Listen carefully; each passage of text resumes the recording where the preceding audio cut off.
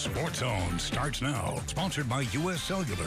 Well, today the Hickman Cupies have a brand new girls basketball coach. And for you Missouri women's basketball fans out there, it may be a pretty familiar name.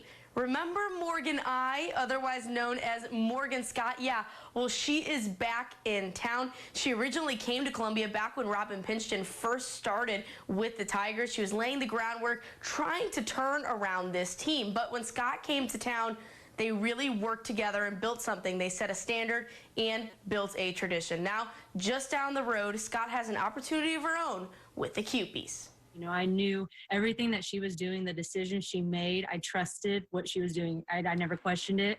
And I think she would say the same about me as a player. She was able to trust that I was going to give her my best. That very relationship is what inspired Scott to be a coach.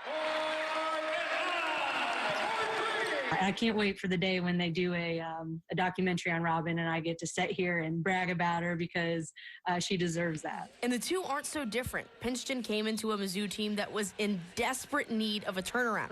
Now, Scott is doing the same. It goes back to exactly what Robin did every day, and that was the attention to detail. It's not letting the small things fall through the cracks. It's just demanding the most out of them. Hickman hired Scott following 4 losing seasons.